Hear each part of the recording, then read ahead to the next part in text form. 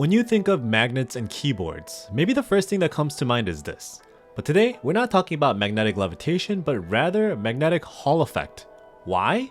Because we're looking at this. This is the Hephboard H1-Hera, an innovative pre-built keyboard powered by Hall effect switches made in-house by Hephboard.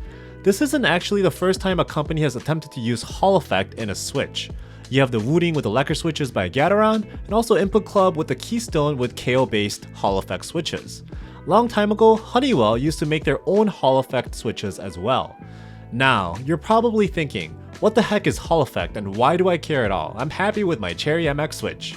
Well, cuz, let me teach you a few things then. So, the Hera H1 is a 75% mechanical wireless keyboard made by Hephboard.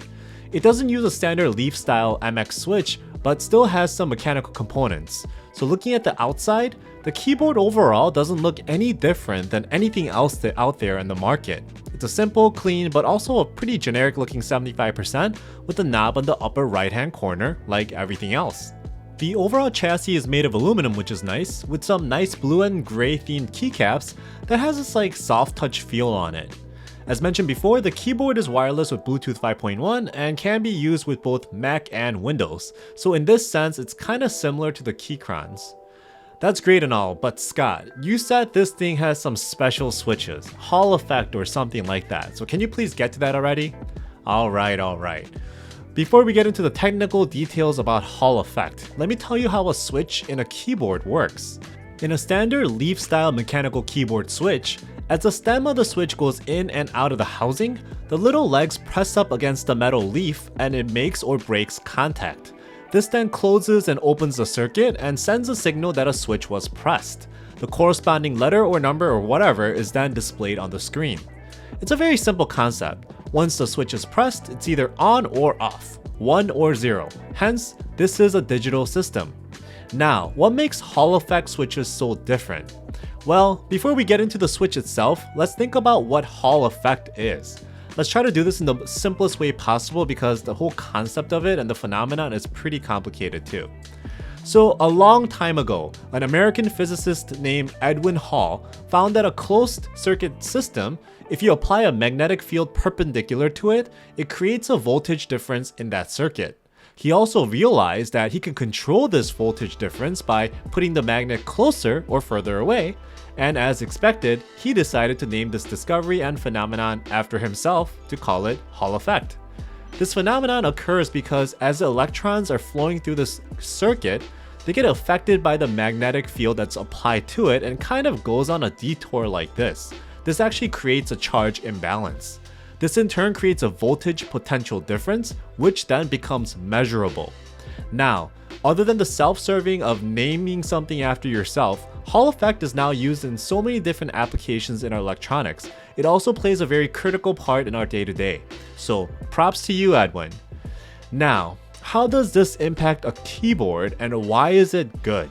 Now, let's take a look at the Hall effect switch that the Hera H1 uses to get a better understanding.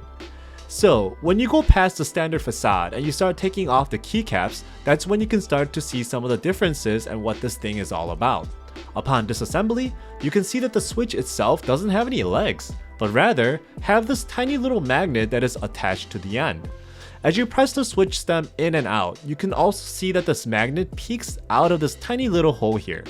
So, if you think that the keyboard PCB is a closed circuit system, then as the switch is pressed and this magnet is now getting close to the circuit and creating a voltage differential, the keyboard can then recognize this as a key press. So instead of relying on a metal leaf to make contact or not, you're using the phenomenon of Hall effect to trigger an action. Well, if the standard leaf style MX switch works fine, then why do we have to reinvent the wheel? The thing is, the opportunity of this type of switch is actually very phenomenal. I know that this is early in the stages, but let me tell you what is potentially possible. So a standard switch is digital, on or off. There is nothing in between. However, a Hall effect switch is analog, which means that the closer the magnet gets to the circuit, it generates a greater voltage differential. So what this means is that there is a resolution to each key press. Imagine now, you can actually measure how much the switch is pressed, bottoming out at 100%, halfway down at 50%, or just a tap at 10%, it can measure it all and see it differently. The best example of this is if you look at something like a PS5 controller. The joystick can pick up whether you have it all the way to one side or halfway down or anything in between. This gives you the ability to be very precise in your movements. Remember when iPhones used to have that weird force-sensitive touchscreen as well? Technically, you can do the same thing with this keyboard then. In this situation with the H1, they didn't go as far as that yet. Rather, what they decided to do was create different actuation points you can adjust right from the keyboard. Do you want to switch with an instantaneous actuation? Sure, you can do that by setting it to 1. Do you want to decrease the typing mistakes by actuating at a much lower point? Sure, you can then set it to 8, or anything in between based on what you like or what you're doing at that time. If you're gaming and you want the fastest actuation possible, this switch can do that for you. Plus, if you like button smashing, you don't have to completely reset the switch top and bottom. This type of switch can detect a change in motion and consider that a key press, so it's much faster to register. Maybe you could actually even win more games. Now, in addition to the additional abilities Hall effect can give a keyboard, it has other benefits as well. For example, it's more durable. Less moving parts and no physical contact between two leaves allows a switch like this to be good for up to 200 million actuations or even more. The old Honeywell ones could last into the billions. If you look at a Cherry MX switch, it's somewhat like 20 to 50 million actuations, so this is much more durable in that sense.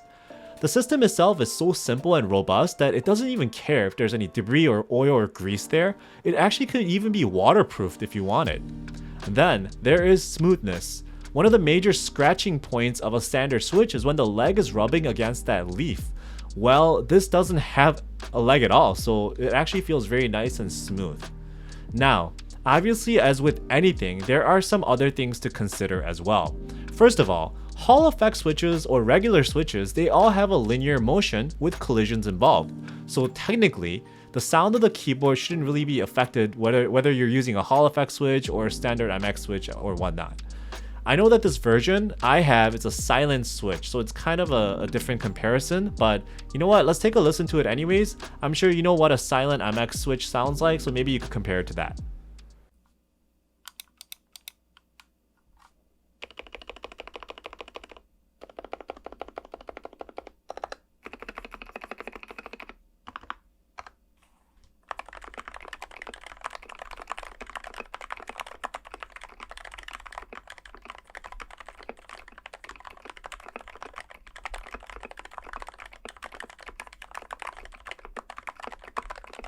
See? Sounds like any other keyboard with a silent switch.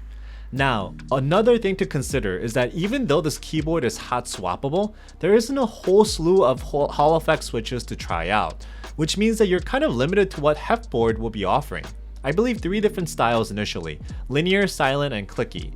One good thing is that the stem of the Hef switch is still using the standard Cherry MX stem, so you can technically use other keycaps as well. But I can tell you this right now, given the larger housing top and the north-facing configuration, it definitely has interference with the Cherry profile, so keep that in mind. OEM and larger has no issues. So here, I put the Mt3 caps on here from Drop, and honestly, I think this looks so much nicer than the stock caps. Overall, the stock caps are okay, but on the thinner side, they actually remind me of the stock Keycrown ones that came with the old K-series boards from back in the day. So the Mt3 is much nicer and thicker, so it gives a much better premium feel. However, the sound, still once again, this is a silent switch, it's pretty similar. So take a listen right here.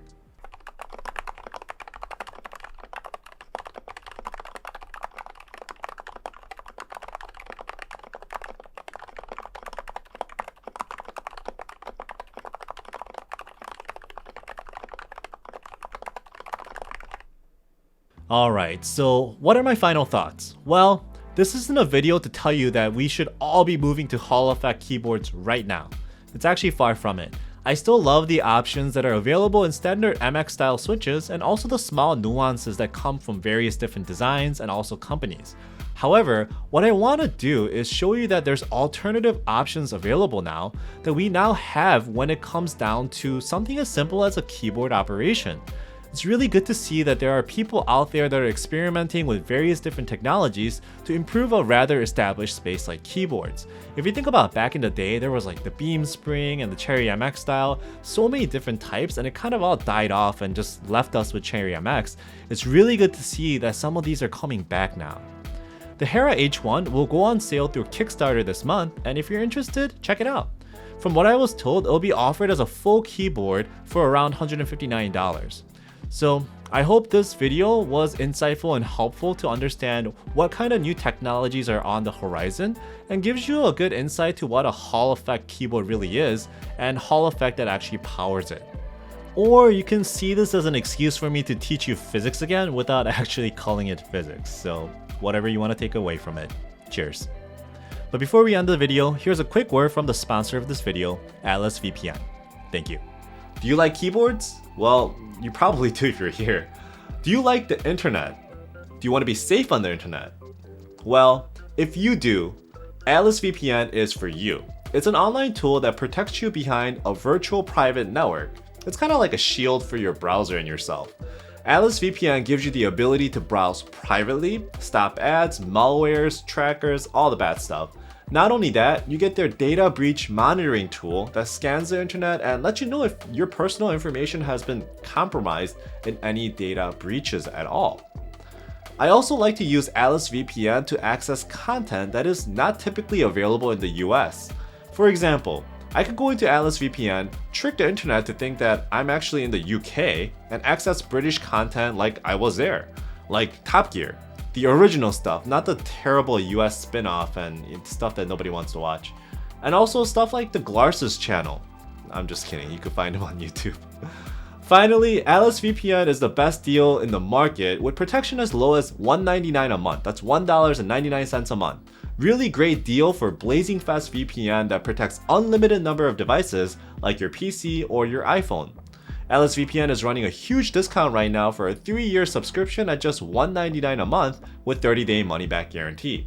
So click our special link in the description below and get access to Atlas VPN for 82% off.